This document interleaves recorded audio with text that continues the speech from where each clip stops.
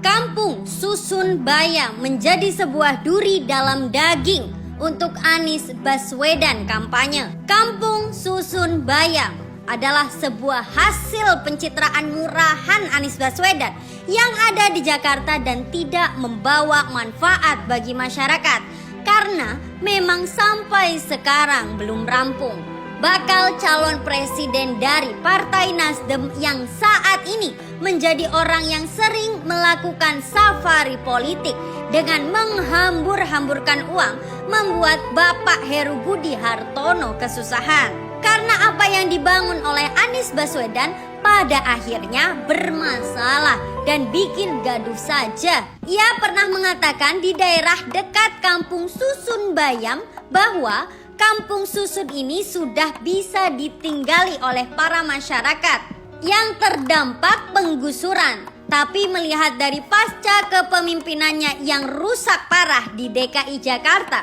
ternyata itu hanyalah omong kosong belaka. Gubernur yang diusung oleh FPI dan HTI yang merupakan ormas radikal garis keras, tukang sweeping, memiliki mulut yang terlalu cepat berkata-kata namun tidak bisa mempertanggungjawabkannya. Saya kira Kampung Susun Bayam adalah hoaks besar yang dimunculkan oleh Anies Baswedan. Nasibnya nggak jelas, ternyata Kampung Susun Bayam sangatlah bermasalah. Dan harga sewanya mahal banget, 1,5 juta per bulan. Dolim sekali. Kita tahu era Ahok biaya sewa 150.000 per bulan.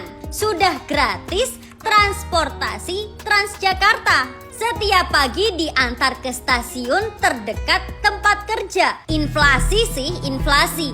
Tapi kalau rentang waktu 5 tahun sewa beda 10 kali, itu namanya rakus. The best lah buat Nasdem. Beda banget ya Kampung Susunnya Ahok dan Kampung Susunnya Gubernur versi Google. Kalau Ahok jelas mengedepankan sebuah pendekatan humanis yang diiringi dengan biaya murah untuk mereka bisa tinggal dan berkarya di sana.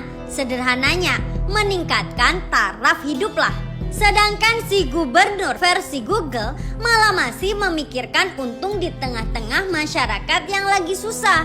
Orang kayak gini disuruh jadi capres kan kacau banget. Kampung Susun yang dibangun oleh Bapak Basuki Cahayapurnama sudah sangat banyak. Sebetulnya si versi Google itu nggak perlu capek-capek bikin kampung susun lainnya. Seharusnya yang dilakukan oleh Capres Nasdem saat itu adalah mengalokasikan tenaga para pegawai dan pekerja dinas DKI untuk melakukan sosialisasi agar orang-orang yang tinggal di bantaran kali yang selalu terdampak banjir bisa pindah ke kampung susun yang sudah dibangun oleh Basuki Cahayapurnama. Tapi itu tidak dilakukan dan malahan membuat kampung susunnya Ahok yang merupakan rumah susun kelas bagus malah menjadi kosong. Malah Anies saat itu jualan rumah tapak dengan DP 0% yang ternyata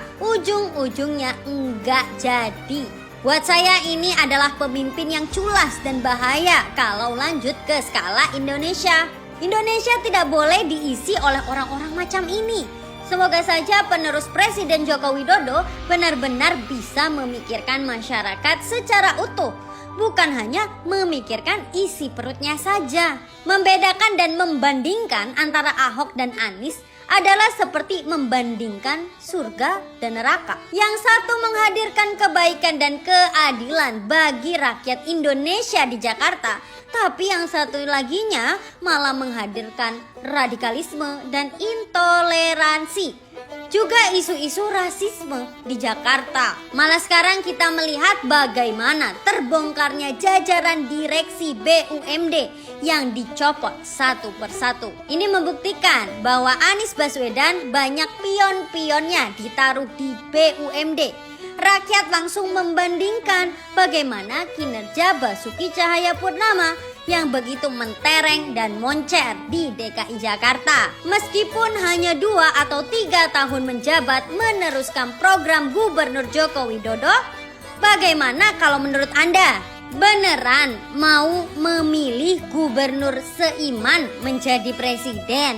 Jangan lupa untuk komen dan share video ini. Terima kasih sudah menonton dan sampai jumpa besok. Bye-bye.